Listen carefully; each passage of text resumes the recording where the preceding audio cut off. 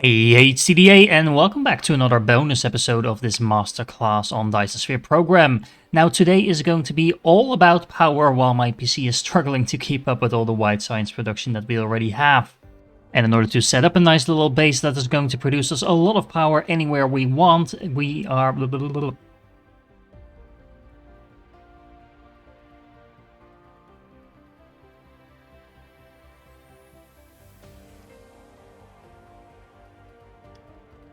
But before we dive into that, I would just like to thank a couple of new people that joined the channel recently, became members and supported the channel, and also get early access to all my content. So thank you to Drew Magic, Erin Cohn, Wally UK, and Fans for Me for either becoming a member or re-becoming a member, because some of you have supported me before as well. So once again, thank you for that.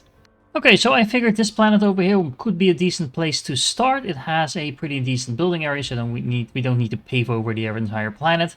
It has a huge amount of solar energy because it's very close to the sun, so 148 is, well, pretty decent, I would say.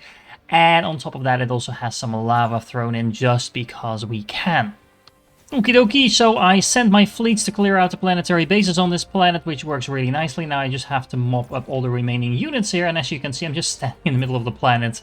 My units are actually fighting off all the waves that are incoming, and I have no problems defending myself thanks to all the upgrades that we now have in this part of the game. Still takes a little while to actually clear out the planet, but it's not really a challenge anymore.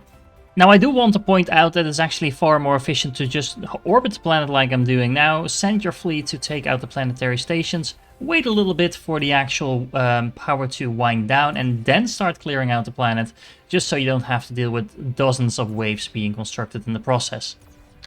Remember, if you just wait a little bit for the power to run out, you can just clear them up. You won't have any turrets shooting at you, they won't be rebuilding any units, and that just means you can just take them, and of course make sure you put some geothermals in them, because we are going to actually need all that power. Now I want to set up this planet with the minimum amount of work that I can get away with, and that means that I'm going to reutilize Blueprint 47, which is the planet-wide defense hub that also comes with some of these power grids, as well as some planetary defenses that are basically intended to cover the entire planet. I'm not going to bother to actually clear the entire planet in terms of flattening it or anything like that. So there might be some resource nodes in the way, there might be lava in the way. Doesn't matter, I just want to get this up and running as easily and as quickly as I can.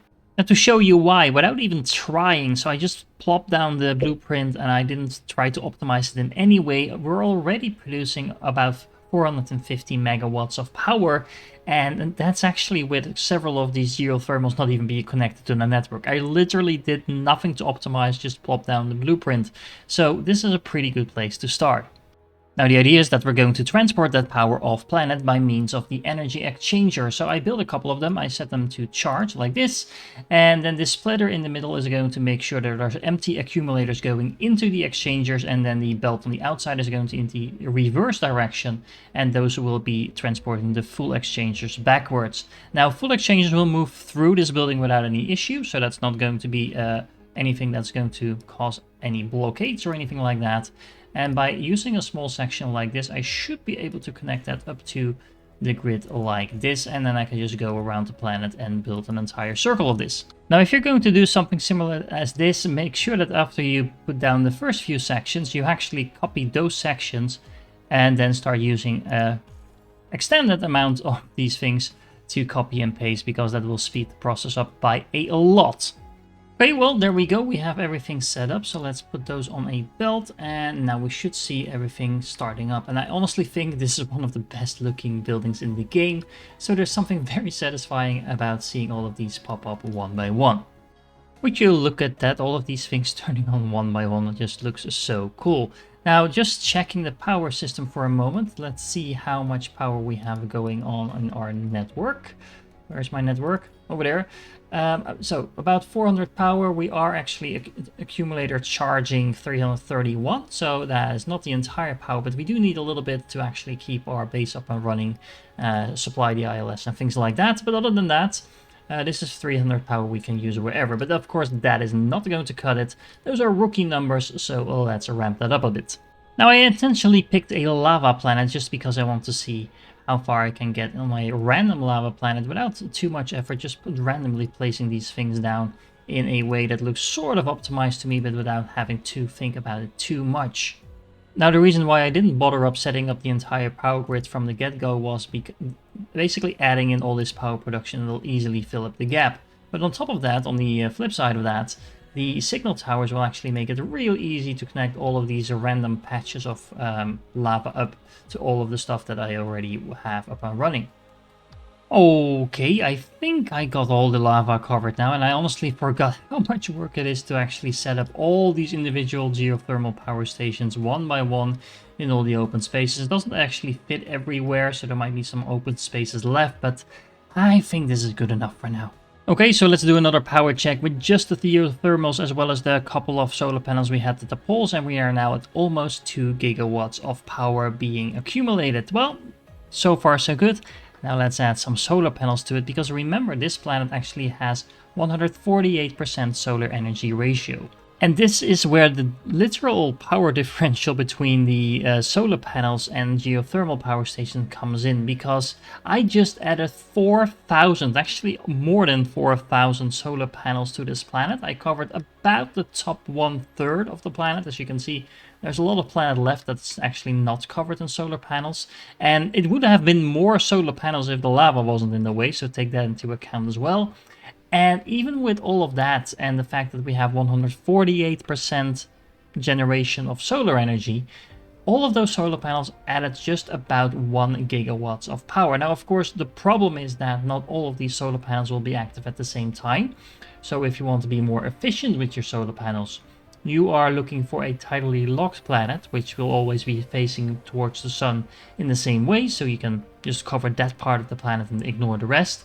But even if you take that into account, such a huge amount of solar panels is just not producing that much power. It's just about 1 gigawatts, and again, I could cover about the other 2/3 of the planet as well and add 2 gigawatts more to the planet, but that's a lot of work and a lot of resources spent on just a minor amount of power. Well, 2 gigawatts of power is not a minor amount of power, but compared to what we were getting with just the geothermals from the dark fog, as well as the ones on the lava planet itself, it doesn't really compare to what we're getting from the solar panels.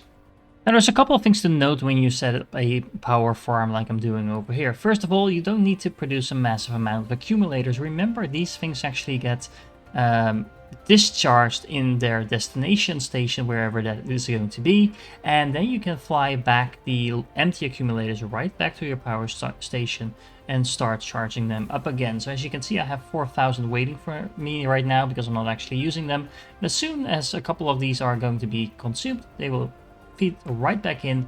So you only need a minor amount of production of this, and then you can just infinitely keep reusing those over and over again.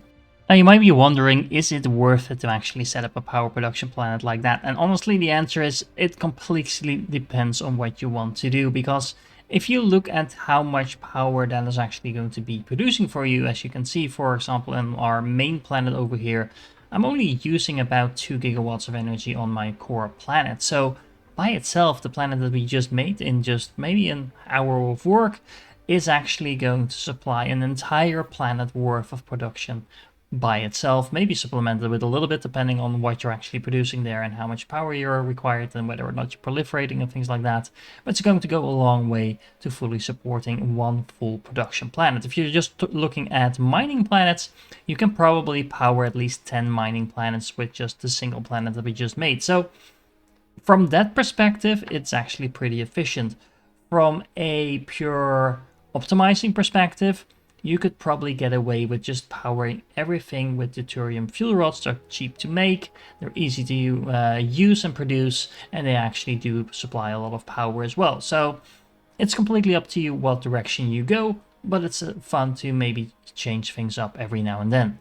And there you go, guys, an infinite power planet that you could use if you would want to, but honestly, you might want to consider whether or not your system can handle it first of all, because if you do fill an entire planet with solar panels, it is going to take a pretty heavy toll on your planet. But on the other hand, it is a quite fun project to undertake at least once in your Dyson Sphere career. So consider that as well. If you're still here, you are awesome, and I do hope to catch you in the next one.